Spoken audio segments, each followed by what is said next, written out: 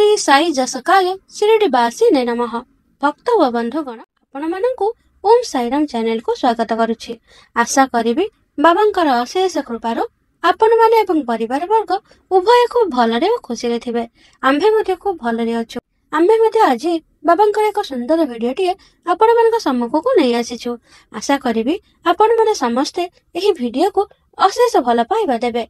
Video को प्रथम शेष पर्यंत बिना स्किप करी देखिबे एवं आपण मानकर परिवार वर्ग बंधु सांगसाथी सज्जन मानक सहित भिडियो को शेयर करिवे। भक्तिर सहकारी भिडियो को प्रथम शेष पर्यंत निश्चित भाव में देखंतु एवं आम चैनल जदि आपण नुआ अछंती चैनल को मते सब्सक्राइब करबा को जम्मर भूलंतु नाही। ताहले चलंतु प्रारंभ करिबा आजिर ही भिडियोटी। आजिर ही भिडियो रे आम्भे माने बाबा किपरि तांकर जड़े भक्तन को श्री विठल श्रीहरि को स्वरूप दर्शन देले ताहा आज वर्णना करिबा।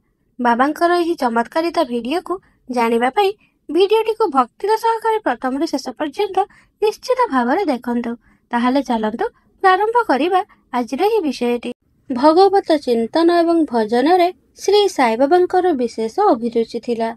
से सर्वदा अल्लाह मालिक उच्चारण करुथिले एवं भक्त मानक मध्य रे कीर्तन सप्ताह कराउथिले। एहाकु नाम सप्ताह मध्य कहा जाए। थरे से दासगण को कीर्तन सप्ताह करने अनुमति प्रदान कले। दासगण बाबा को कहले कि आपणकर आदेश शिरोधार्य, किंतु गोटे आश्वासना दियंतु कि सप्ताह शेष रे विठल भगवान जेपरि प्रकट हेबे। बाबा तांकर हृदय स्पर्श करी कहिले विठल तो अवश्य प्रकट हेबे, तेबे भक्त मानक मध्य श्रद्धा व तीव्र उत्सुकता प्रकाश पाइबा आवश्यक। ठाकुरनाथर टंकपुरी, विठलर पंडरी, रणछोड़र द्वारका तथा एही स्थान अटे। दूर को जीवार आवश्यकता नाही। विठल कौन केउठु बाहरु आसीबे कि, से तो एहिठारे ही विद्यमान।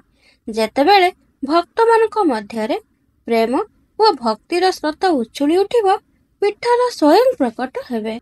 सप्ताह शेष हेबा उपरांते विठल भगवान एहीपरि भावरे प्रकट हेले। काका साहेब दीक्षित सबुदिन परि स्नान सारी जेतेबेले ध्यान रे बसिले तांको विठल भगवानकर दर्शन हेला। मध्याह्न समय रे से जेतेबेले बाबांकर दर्शन निमंते मस्जिद जाइचंती, बाबा तांको पचारिले, कौन विठल आसीथिले ना, तुमे तांको दर्शन कल कि? से तो बहुत चंचल, तांको दृढ़तार सह भिड़ी धर। सामान्य असावधान हेले से खसी पलाइबे। यह सकाळर घटना थिला एवं मध्याह्न समय रे तांको पुणी दर्शन प्राप्त हेला। सेही दिन जणे फोटो बिकाली विठुबांकर 25 ରୁ 30 फोटो चित्र नहीं बिक्री करबा को आसिला। एही चित्र ठीक सही परी थिला जेउ रूपरे काका साहेब दीक्षित ध्यान अवस्था विठुबांकर दर्शन करिथिले। चित्र देखी एवं बाबांकर कथा स्मरण करी काका साहेब को बड़ विस्मय लागिला। से गोटे चित्र तुरंत किणी नेले एवं तांको तांकर पूजा घरे स्थापना कले। थानेर अवसर प्राप्त मामलतदार श्री विभिदेव तांकर गवेषणात्मक संदर्भ रे एक कथा प्रमाणित करिसंती जे शिरडीर पंढरपुरर परिधि रे अंतर्भुक्त दक्षिण रे पंढरपुर परम पुरुष श्रीकृष्णकर पवित्र लीला क्षेत्र, तेणु शिरडी ही द्वारका अटे।